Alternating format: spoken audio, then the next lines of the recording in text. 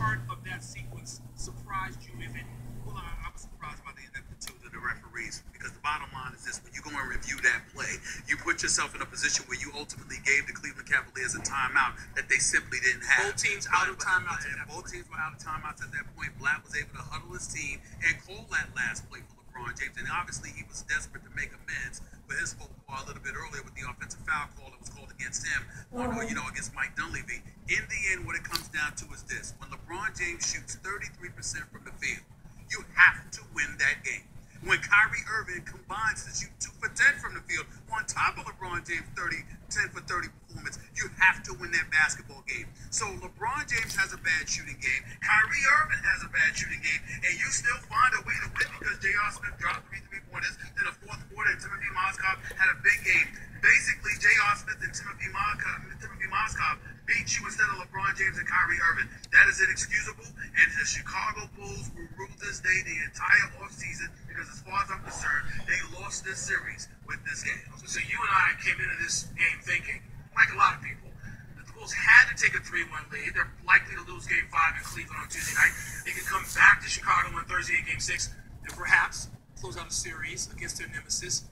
But when they lose this game, as you mentioned, they lost to Timothy Mozgov and J.R. Smith on a night where the two best players in the Cleveland uniform had struggles. I mean, they defended them as well as the Bulls could possibly defend.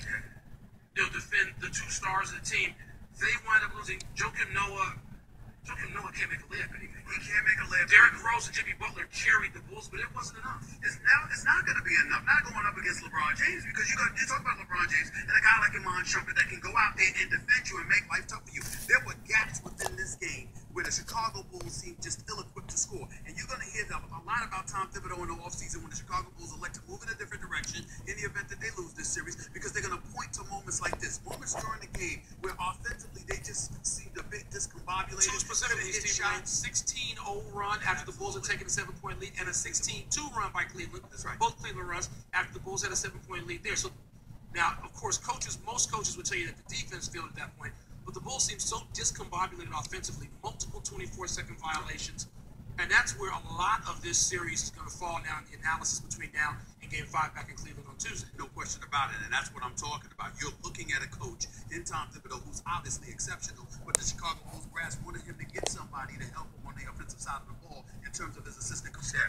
He elected not to do so, so they struggle offensively in another postseason. That's going to come back to haunt this franchise. Derrick Rose and Jimmy Butler combined for 50 points for the second consecutive game, but this time it wasn't enough because J.R. Smith turned up, because Mozgov showed up, and because, unfortunately, Joakim Noah, like you said, can't make layups any longer. You look at all of that stuff, and it spells doom for the Chicago Bulls. I'm sorry. I can see them winning a Game 6, but after they lose a Game 5, which would make a Game 7 inevitable back in Cleveland. Are you going to bet against LeBron James in a Game 7 in Cleveland? I'm sorry. What are you smoking? No way. You can't bet against him with 1.8 seconds left in the game in Chicago, so you're not going to bet against him in Cleveland.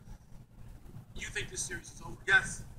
Despite being tied at 2-2. I don't care. It's over. The Chicago Bulls had the opportunity and they blew it. They will lose Game 5. They will win Game 6. Maybe they will win Game 6. But inevitably, worst case or best case scenario, whatever way you want to term it, it comes down to a Game 7 in Cleveland against LeBron James. You're not losing that game to a team that struggles offensively. It will not happen. Let's carry this out a little bit further.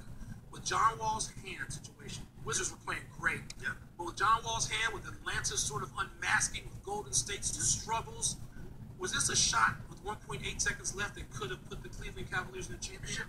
Well, yes. Or beyond, winning it? Is this a championship winning shot? Beyond winning it, I'm not going to go that far because there are teams in the Western Conference, the Clippers, for example, who could potentially be waiting for them. I'm not going to go that far. But I do believe this shot hit by LeBron James definitely secured an Eastern Conference crown, because I don't see the Wizards without John Wall beating Cleveland, even though they got a brother that's quick to tell you that's why they brought me here.